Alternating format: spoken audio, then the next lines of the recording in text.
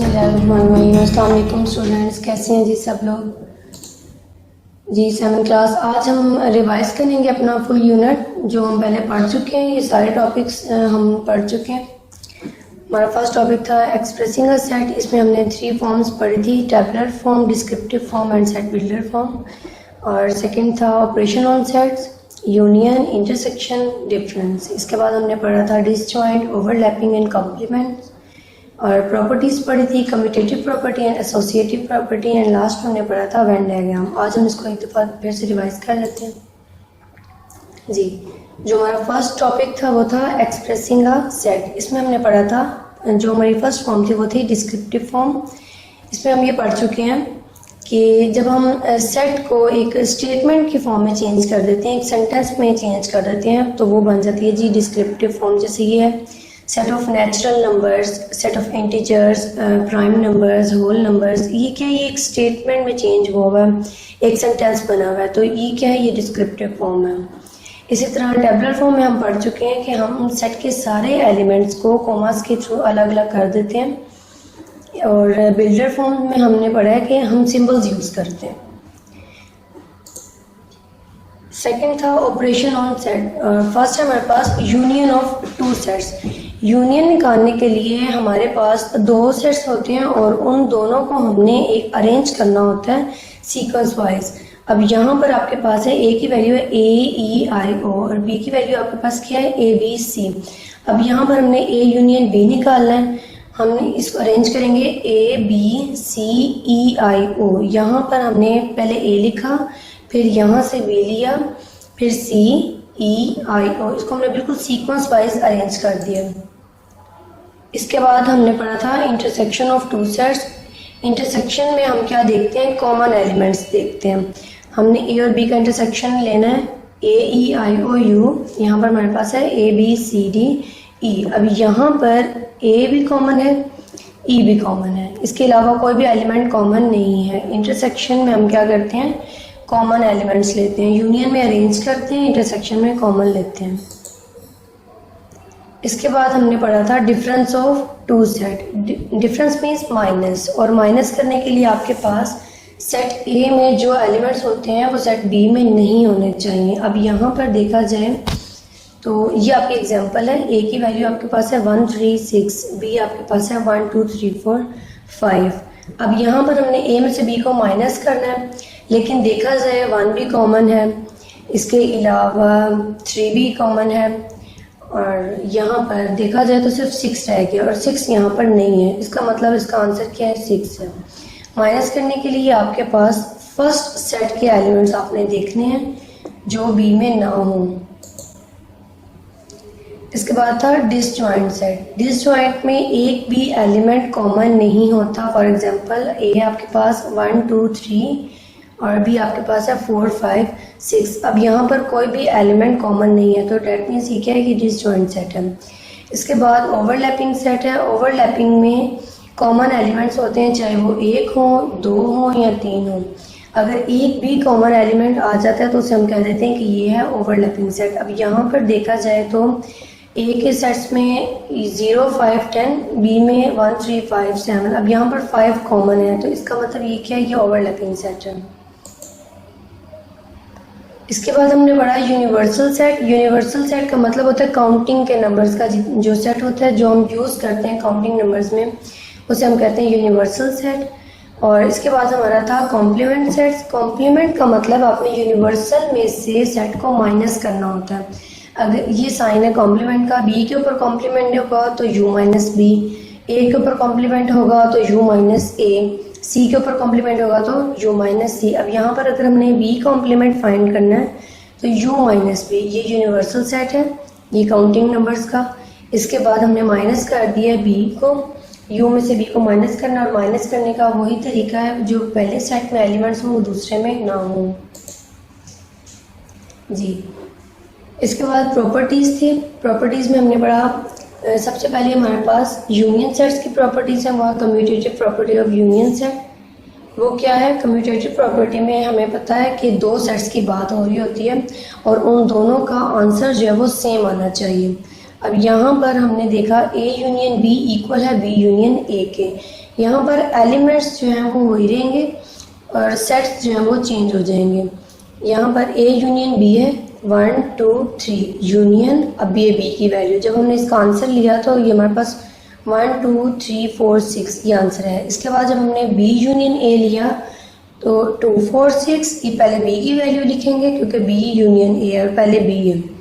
उसके बाद यूनियन, फिर A की वैल्यू लिखेंगे। इसका जब हमने आंसर लिया तो ये दोनों आंसर्स सेम थे। यहाँ पर हमारे पास दो प्रॉपर्टीज़ हैं और आंसर भी सेम है, तो ये क्या है, ये commutative property of union set. इसके बाद अभी यूनियन सेट की ही बात चल रही है, लेकिन अब है associative property of union set. Associative property में हमारे पास तीन सेट्स की बात होती है। यहाँ पर हम बात कर रहे हैं A union B union C, यहाँ पर A union B union C। इसी तरह हम इसको सॉल्व करेंगे, लेकिन इन दोनों का जो है वो आंसर सेम आना चाहिए।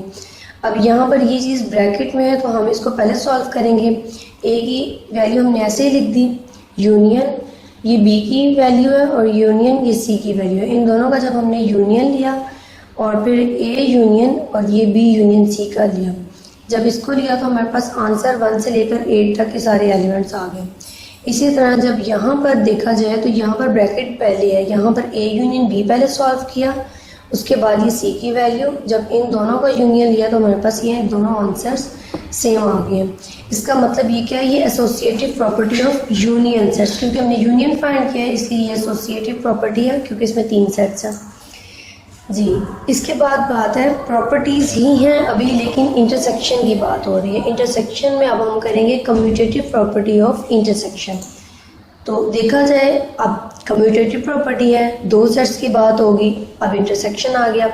इसी तरह A इंटरसेक्शन B लिया और B इंटरसेक्शन A लिया, इन दोनों का आंसर सेम आ गया। इसका मतलब ये क्या है, कम्यूटेटिव प्रॉपर्टी है इंटरसेक्शन की जी। इसके बाद है associative property of intersection of set. Associative property में हमारे पास 3 सेट्स होते हैं, सिर्फ जगह उनकी चेंज होती है। यहाँ पर B इंटरसेक्शन C है जो कि ब्रैकेट में, अब यहाँ पर A इंटरसेक्शन भी ब्रैकेट में है, लेकिन आंसर इन दोनों का सेम आएगा। यहाँ पर हमने A की वैल्यू ली, इंटरसेक्शन B इंटरसेक्शन C। अब A की वैल्यू तो हमने ऐसे लिख दी, B इंटरसेक्शन C को हमने सॉल्व किया, ये हमारे पास आंसर आ गया। इसी तरह इसको हमने सॉल्व किया और हमारे पास ये आंसर आ गया। इन दोनों का जो आंसर है वो सिंगल सेट है, यानी कि सेट के अंदर ये एक एलिमेंट है, ये भी 2 ये भी 2, और ये क्या है, ये एसोसिएटिव प्रॉपर्टी ऑफ इंटरसेक्शन है जी। और लास्ट हमने पढ़ा था वेन डायग्राम। अब ये जो डायग्राम है ये शो कर रही है ए बी का सबसेट है, क्योंकि अगर ए के सारे एलिमेंट्स बी में हों तो हम उसे कहते हैं ए बी का सबसेट है। और ये यूनियन की बात हो रही है तो इसलिए ये दोनों शेड होंगे। अगर इंटरसेक्शन की बात हो तो सिर्फ एक पार्ट शेड होता है, और अगर यूनियन की बात हो फिर दोनों पार्ट शेड होते हैं। यहाँ पर भी बी ए का सबसेट है तो यहाँ पर ए था इसलिए ए अंदर था, यहाँ पर बी ए का सबसेट है तो बी अंदर वाली साइड पे। और ये डिसजॉइंट सेट है, डिसजॉइंट सेट में कोई भी एलिमेंट कॉमन नहीं होता, इसलिए ना तो शेड है और ना ही ये इकट्ठे हैं। और ये ओवरलैपिंग सेट है, ओवरलैपिंग सेट में कॉमन एलिमेंट्स होते हैं, इसलिए हम क्या करेंगे, इनको यूं, ये एक शेप है ए की, ये बी, ये शेप जो है ये सेट को डिनोट कर रही है, ये सेट ए है ये सेट बी है। इन दोनों सेट्स में कुछ ना कुछ एलिमेंट्स कॉमन है, इसलिए ये इस फॉर्म में जी। अब यहाँ पर हमने बात करनी है इंटरसेक्शन की। अब यहाँ पर ए बी का सबसेट है तो ये मैं आपको भी बता चुकी हूँ कि अगर इंटरसेक्शन होगा तो हम एक पार्ट को शेड करेंगे, क्योंकि ए बी का सबसेट है इसलिए हमने ए को शेड किया। इसी तरह यहाँ पर बी ए का सबसेट है तो ये बी को हमने शेड किया। अब जब हमने माइनस करना है, ए में से बी को माइनस करेंगे। अब यहाँ पर देखा जाए तो बी में से ए को माइनस किया जा रहा है, और अगर बी में से ए को जब भी आप माइनस करेंगे तो आंसर 0 आएगा, इसलिए यहाँ पर कोई भी शेडेड पार्ट नहीं है। और यहाँ पर a माइनस बी, यहाँ पर भी ये b है और ये a है। अब यहाँ पर a है ये b है, यानी कि a में से हमने b को माइनस किया। और जब हम a में से b को माइनस करेंगे तो कोई ना कोई हमारे पास एक आंसर आ जाएगा, और फिर हम शेड उस पार्ट को करेंगे जिसमें से हम उसको माइनस कर रहे हैं। यानी कि आप a में से b को माइनस करेंगे तो यहाँ पर a को आप शेड करेंगे। एक्स में से अगर वाई को माइनस करेंगे तो एक्स को शेड करेंगे। यहाँ पर शेड इसलिए नहीं है क्योंकि ये बी में से ए को माइनस कर रहे हैं। इसके बाद था कॉम्प्लीमेंट ऑफ सेट। ये जो रेक्टेंगुलर शेप है ये कॉम्प्लीमेंट को शो कर रही है, तो इसका मतलब जब आपने कॉम्प्लीमेंट लेना है, ए का कॉम्प्लीमेंट लेना है तो यू माइनस ए, तो जो जितना भी यू वाला पार्ट होगा ये यूनिवर्सल वाला आप उसको शेड कर देंगे। इसी तरह बी कॉम्प्लीमेंट है तो यानी कि यू माइनस बी, ये बी सेट है और ये कॉम्प्लीमेंट वाला एरिया जो है वो शेड हुआ है। इसी तरह ये कॉम्प्लीमेंट, ये दोबारा से वही चीज़ है, यहाँ पर फिर से देख लें यू माइनस ए कॉम्प्लीमेंट है, तो क्या होगा कि ये पार्ट जो है वो शेडेड है और ये नहीं है क्योंकि हमने इसमें से इसको माइनस कर दिया। इसी तरह ये भी है, यू माइनस बी है तो बी का ये जो एरिया ये शेड नहीं होगा, ये होगा क्योंकि ये कॉम्प्लीमेंट को शो कर रहे हैं और ये यूनिवर्सल है। जी thank you so much students. इंशाल्लाह नेक्स्ट लेक्चर में हम अपनी सेकेंड यूनिट को पढ़ेंगे, तब तक